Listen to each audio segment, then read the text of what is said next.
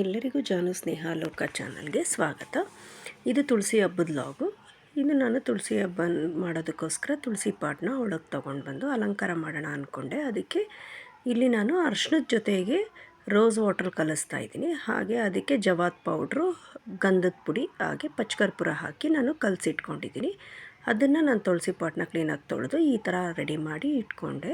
ಹಾಗೆ ನಾನು ಅದಕ್ಕೆ ಜಾಕೆಟ್ ಬಟ್ಟೆ ಇತ್ತು, ಮುಂದೆ ಮುಖವಾಡ ಕೂಡ ಇತ್ತು, ಹಾಕಿ ಜಡೆ ಎಲ್ಲ ಹಾಕಿ ಅಲಂಕಾರ ಮಾಡಿ ಇಟ್ಕೊಂಡಿದ್ದೀನಿ. ಹಾಗೆ ದೇವ್ರ ಮನೆ ಒಳಗಡೆ ಕೂರಿಸ್ತಾ ಇರೋದ್ರಿಂದ ಅಲ್ಲಿ ನಾನೊಂದು ಅಷ್ಟದಳ ರಂಗೋಲೆ ಹಾಕಿ ಕಮಲ ಹೂವಿಂದು ಅದ್ರ ಮೇಲೆ ಪೀಠ ಇಟ್ಟು, ಪೀಠದ ಮೇಲೆ ತುಳಸಿನಿಟ್ಟು ಅಲಂಕಾರ ಮಾಡ್ಕೊಳ್ತೀನಿ. ಹಾಗೆ ಅವರಿಗೆ ನೈವೇದ್ಯ ಮಾಡಬೇಕಲ್ವ ಪೂಜೆಗೆ, ಅದಕ್ಕೋಸ್ಕರ ನಾನಿಲ್ಲಿ ಹೆಸರುಬೇಳೆನ ಮೊದಲೇ ನಾನು ನೆನೆಸಿ ತೊಳೆದಿಟ್ಕೊಂಡಿದ್ದೀನಿ.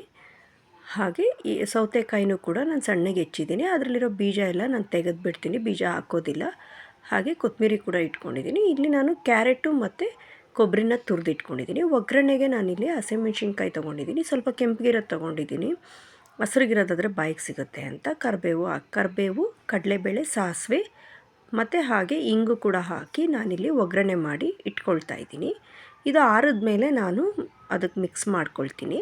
ಈಗ ಒಂದು ಮಿಕ್ಸಿಂಗ್ ಬೌಲ್ಗೆ ಹೆಸರುಬೇಳೆ ಹಾಕ್ಕೊಳ್ತಾ ಇದ್ದೀನಿ, ಹಾಗೆ ತುರಿದಿಟ್ಟಿರೋ ಕ್ಯಾರೆಟು ಮತ್ತು ಕಾಯಿ ತುರಿ ಹಾಕ್ಕೊಳ್ತಾ ಇದ್ದೀನಿ, ಹಾಗೆ ಸೌತೆಕಾಯಿ, ಅದಕ್ಕೆ ರುಚಿಗೆ ತಕ್ಕಷ್ಟು ಉಪ್ಪು, ನಾನು ಆವಾಗಲೇ ಮಾಡಿಟ್ಕೊಂಡಿದ್ದಂತಹ ಒಗ್ಗರಣೆ, ಒಂದು ಅರ್ಧ ಸ್ಪೂನಷ್ಟು ನಿಂಬೆಹಣ್ಣಿನ ರಸ, ಹಾಗೆ ಕೊತ್ತಂಬರಿ, ಇದೆಲ್ಲ ಹಾಕಿ ಮಿಕ್ಸ್ ಮಾಡಿದ್ರೆ ಕೋಸಂಬರಿ ರೆಡಿ ಆಯಿತು. ಹಾಗೆ ನಾನಿಲ್ಲಿ ಸಬ್ಬಕ್ಕಿ ಪಾಯಸ ಮಾಡ್ತಾಯಿದ್ದೀನಿ. ನಾನು ಸಬ್ಬಕ್ಕಿನ ಸ್ವಲ್ಪ ಹೊತ್ತು ನೆನೆ ಹಾಕಿದ್ದೆ, ಅದನ್ನು ನಾನು ಕುಕ್ಕರಲ್ಲಿ ಒಂದು ವಿಸಿಲ್ ಹೊಡಿಸಿ ಬೇಯಿಸ್ಕೊಂಡಿದ್ದೀನಿ.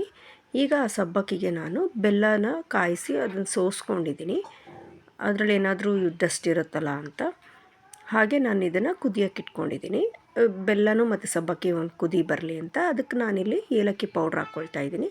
ಆಮೇಲೆ ನಾನು ಕಾಯಿಸಿಟ್ಕೊಂಡಿರೋಂಥ ಹಾಲನ್ನ ಹಾಕಿ ಮಿಕ್ಸ್ ಮಾಡ್ತಾಯಿದ್ದೀನಿ. ಇದನ್ನು ನಾನು ಕುದಿಯೋಕೆ ಇಡಲ್ಲ, ಯಾಕಂದರೆ ಬೆಲ್ಲ ಒಂದೊಂದು ಸತಿ ಹಾಲು ಮಿಕ್ಸ್ ಮಾಡಿದ ತಕ್ಷಣ ಒಡೆದೋಗ್ಬಿಡುತ್ತಲ್ಲ, ಅದಕ್ಕೋಸ್ಕರ. ಇದಕ್ಕೆ ನಾನು ಒಗ್ಗರಣೆಗೆ ಅಂತ ಹೇಳಿಬಿಟ್ಟು ತುಪ್ಪ ಹಾಕ್ಕೊಂಡಿದ್ದೀನಿ, ಮತ್ತು ಗೋಡಂಬಿ ದ್ರಾಕ್ಷಿ ಹಾಕಿ ಚೆನ್ನಾಗಿ ತುಪ್ಪದಲ್ಲೇ ಹುರಿದು ಅದನ್ನು ಕೂಡ ಇದ್ರ ಜೊತೆ ಮಿಕ್ಸ್ ಮಾಡಿ ಇಟ್ಕೊಳ್ತಾ ಇದ್ದೀನಿ. ಇದು ಏನಾದರೂ ಫುಲ್ ವಿಡಿಯೋ ಬೇಕು ಅಂತ ಹೇಳಿದ್ರೆ ನನಗೆ ಕಾಮೆಂಟ್ ಮಾಡಿ, ನಾನು ಹೇಗೆ ಸಬ್ಬಕ್ಕಿ ಪಾಯಸ ಮಾಡೋದು ಅಂತ ತೋರಿಸ್ತೀನಿ. ನಾನಿಲ್ಲಿ ಬೆಲ್ಲದ್ದು ಹಾಕಿ ಮಾಡ್ತಾಯಿದ್ದೀನಿ. ಬೆಲ್ಲ ಹಾಕಿ ಮಾಡೋದ್ರಿಂದ ತುಂಬ ಶ್ರೇಷ್ಠ ಅಂತ ಹೇಳ್ತಾರೆ. ಹಾಗೆ ನಾನು ಯಾವುದೇ ದೇವ್ರದ್ದು ಪ್ರಸಾದ ನೈವೇದ್ಯಕ್ಕಾದರೆ, ಸ್ವೀಟ್ಗಾದರೆ ಈ ಥರ ಪಚ್ಚಕರ್ಪೂರ ಇಟ್ಕೊಂಡಿರ್ತೀನಿ, ಅದನ್ನು ಕೂಡ ಸ್ವಲ್ಪ ನಾನು ಆ್ಯಡ್ ಮಾಡ್ತೀನಿ. ಆವಾಗ ಅದು ಪ್ರಸಾದದ ಫ್ಲೇವರು ತುಂಬ ಚೆನ್ನಾಗಿ ಬರುತ್ತೆ. ಇದೆರಡನ್ನೂ ನಾನು ತುಳಸಿಗೆ ನೈವೇದ್ಯ ಮಾಡೋದಕ್ಕೆ ನಾನು ಪಾಯಸ ಮತ್ತು ಕೋಸಂಬರಿ ರೆಡಿ ಮಾಡಿಕೊಂಡೆ. ಹಾಗೆ ನಾನು ಮೇಯ್ನ್ ತುಳಸಿಗೆ ಬೇಕಾಗಿರೋದು ಬೆಟ್ಟದ ನೆಲ್ಲಿಕಾಯ್ದು ಆರತಿ. ಅದನ್ನು ಮಾಡೋದಕ್ಕೆ ಇಲ್ಲಿ ನಾನು 5 ಬೆಟ್ಟದ ನೆಲ್ಲಿಕಾಯಿನ ತೊಗೊಂಡು ಬಂದಿದ್ದೀನಿ. ಆರಿಸಿ ತೊಗೊಂಡಿದ್ದೆ, ದಪ್ಪ ದಪ್ಪ ಇರೋದು. ಹಾಗೆ ನಾನಿಲ್ಲಿ ಇದಕ್ಕೆ 9 ಬತ್ತಿ ಹಾಕಿ ರೆಡಿ ಮಾಡ್ಕೊಂಡಿದ್ದೀನಿ.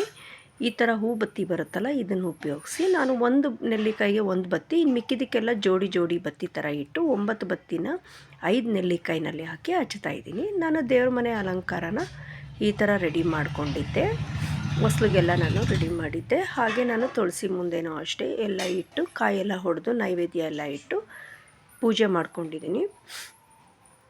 ಇದು ನಮ್ಮ ಫೈನಲಿ ತುಳಸಿಯ ಅಲಂಕಾರ ಈ ಥರ ಬಂದಿತ್ತು.